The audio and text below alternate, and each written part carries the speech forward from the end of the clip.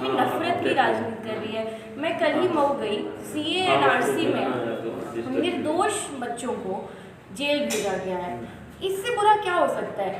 मैं इतिहास की छात्र हूँ, मैंने उन लोगों की हालत देखी, मुझे लगा कि ये गवर्नमेंट तो एकदम नाजी, जैसे हिटलर के नीचे नाजी था जर्मनी में, वैसे काम कर रही है। धीरे धीरे जैसे यहूदियों को नाजी ने दूर किया था समाज से, उसी तरह से ये लोग माइनॉरिटीज़ को कर रहे हैं, जो कि गलत है। इन लोगों की राजनीति नफरत की है।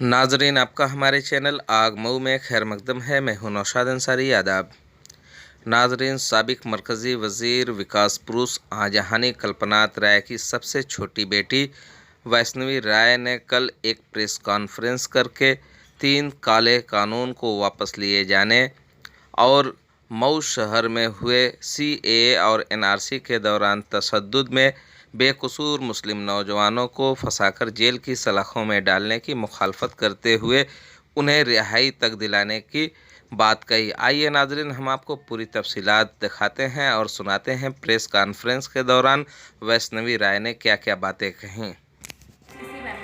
और हम यहाँ कांग्रेस को मजबूत करने आए हैं, उसी कांग्रेस के बारे में, बीजेपी के बारे में, अभी सरकार के बारे में जी, उसी बारे में। तो आप लोग सवाल, जो किसान आंदोलन चल रहा है इस पे क्या कहेंगे? किसान आंदोलन तो बस मेरे ख्याल से अंबानी और अडानी के लिए चल रहा है। सरकार लोगों को धोखा दे रही है, उन्हें वो बस मंदिर बनवा रही है, वॉर के नाम पे, आर्मी के नाम पे वो लोगों को मेरे ख्याल से मुद्दों से हटा रही है।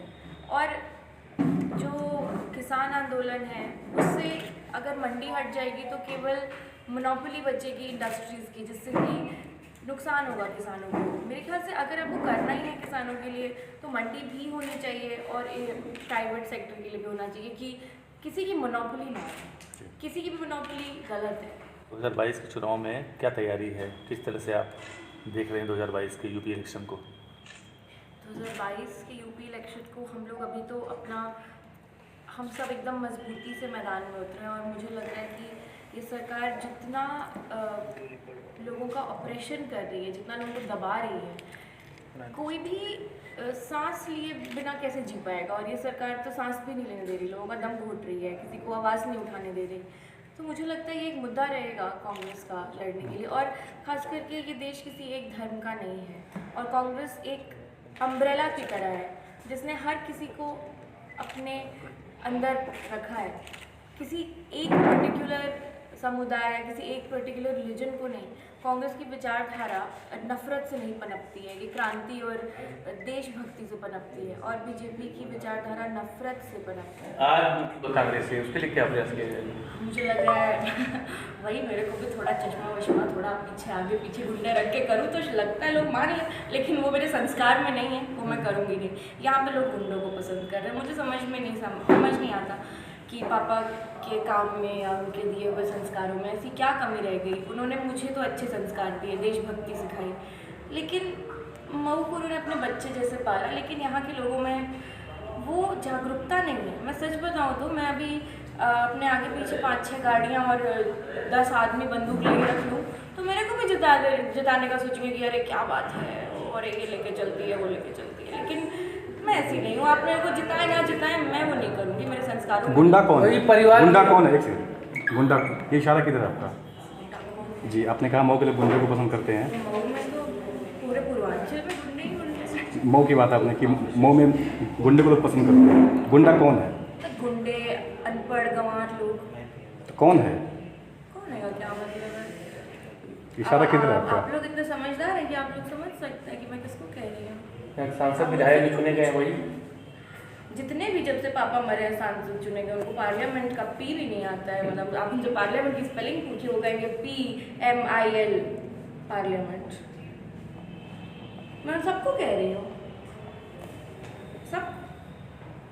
अच्छा, और आप लोग इतने समझदार हैं कि मुझे आप लोग बताने की जरूरत नहीं। अच्छा, इसके पीछे कल्पना तरह के परिवार में बिखराव भी कारण नहीं है क्यों?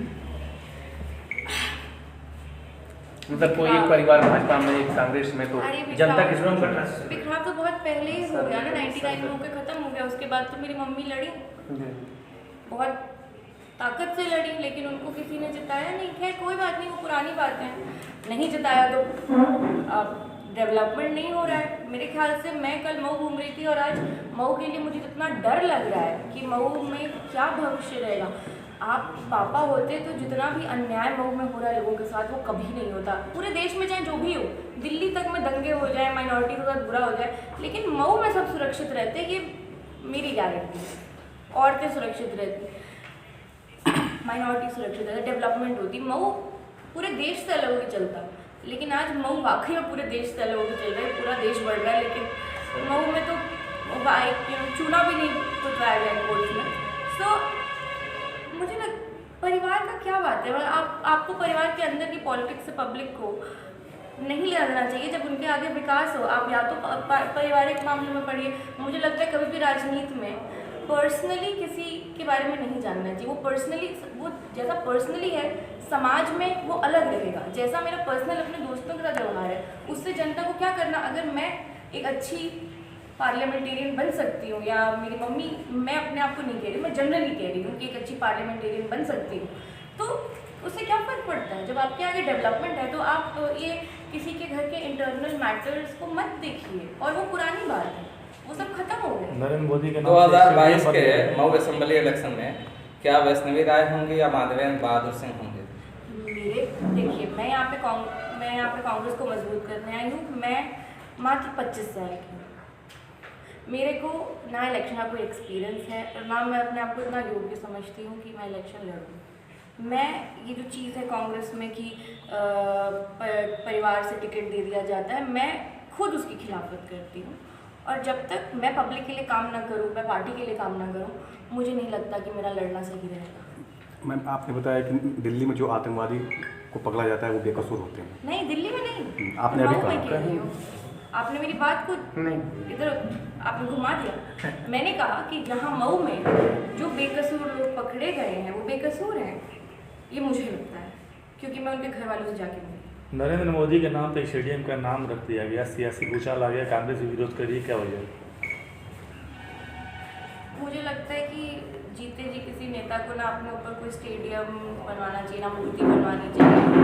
उसको थोड़ा डर रहता है कि शायद मरने के बाद लोग उसे याद ना रखें, इसीलिए वो ऐसा काम करता है। पापा को तो जरूरत नहीं पड़ी किसी स्टेडियम या किसी गार्डन का नाम रखवाने का, उनकी तो मूर्ति भी लोगों ने सम्मान से बनाई। लाल बहादुर शास्त्री और इंदिरा गांधी के नाम पे कई सारे स्टेडियम्स हैं देश में, तो फिर नरेंद्र मोदी के नाम पे ऐतराज क्यों? उन्होंने जीते जी तो बनवाया नहीं ना। अब जीते जी फिर तो आप ये किम जोंग उन वाली बात कर रहे हैं ना, कोरिया के डिक्टेटर जैसी, कि अपनी मूर्तियाँ बनवा रहे हैं, अपने स्टेडियम्स बनवा रहे हैं, डेमोक्रेसी में जी रहे हैं डिक्टेट। अब एक बार इससे इनसिक्योरिटी पता चलती है कि इंसान इनसिक्योर है, कि आप काम नहीं कर रहे हैं, आपको लग रहा है कि लोग भूल जाएंगे इतिहास में, आप गलत तरह से लिखे जाएंगे, तो आप स्टेडियम बनवा रहे हैं कि उस समय हमारा बहुत इतिहास, जो इंसान ताकत में होता है चाहता है इतिहास को अपनी तरफ मोड़े। तो कांग्रेस को मजबूत करने के लिए आप ऐसा क्या करेंगे कि मऊ के लोग गुंडे और माफियाओं को न पूछे न देखे? आप क्या करेंगे? मैं तो सच बताऊं, मेरी मम्मी मैं तो बचपन से ही काम कर रही हूँ। जब भी इलेक्शन होते थे मम्मी के साथ यहाँ पे आती थी। मैं लोगों को यहाँ पे बताती रहती हूँ कि आप विकास को देखिए, आप विकास पे वोट दीजिए, धर्म और जाति में मत दीजिए।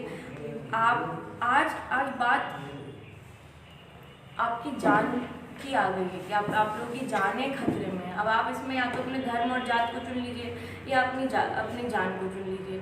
मैं यही साफ सीधी बात तो समझाऊंगी कि हस्ती मिट जाएगी सबकी अगर सही निर्णय नहीं लिया जाए। ठीक, थैंक यू। कांग्रेस पे एक इल्ज़ाम लगता है को कांग्रेस बचा रही है, पंजाब से लाने नहीं दे रही है, और अगर कांग्रेस मुख्तार अंसारी को मऊ असेंबली से लाती है तब आप क्या करेंगे?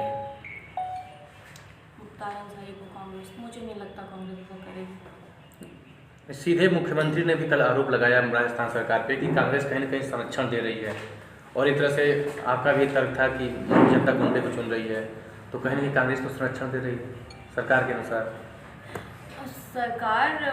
मेरे ख्याल सरकार बहुत सारी ऐसी बातें करती है जिसपे जो लोगों को बस मिसलीड करने के लिए होता है। मुझे नहीं लगता कांग्रेस के ऐसे संस्कार हैं या हमारी पार्टी का जो विजन है वो इसको सपोर्ट करेगा। हम लोग इस तरह की पार्टी नहीं है, ऑब्वियसली मुझे नहीं लगता ऐसा। एक चीज़ अभी आपने बोला है ना कि अगर लोग चेते नहीं तो उनकी जान भी बन जाएगी। जान मैंने दिल्ली में होगा दंगे फसाद, तो वही मैं कह रहा हूँ, ऐसा क्या है कि ऐसी स्थिति उत्पन्न हो या होने वाली है? ऐसे मीडिया के जो चैनल्स हैं दिल्ली में वो दिन भर लोगों में नफरत फूकते रहते हैं। मैं बताऊं, मेरे जितने भी दोस्त हैं जिनमें ज़रा भी ये माइनॉरिटी से खिलाफ कोई भेदभाव नहीं था, आज वो नफरत से भर गए हैं। उनके दिमाग में गलत चीज़ें भरी जा रही हैं। इस देश में सिविल वॉर होने की बहुत बहुत बहुत ज़्यादा बड़ी मेरे ख्याल से हो सकता है, क्योंकि पोलराइजेशन इतना हो रहा है, लोगों के मन में नफरत भर रही है। क्योंकि बीजेपी इसी पे चलती है, काम इसी पे करती है, उनकी राजनीति नफरत है। ठीक, थैंक यू।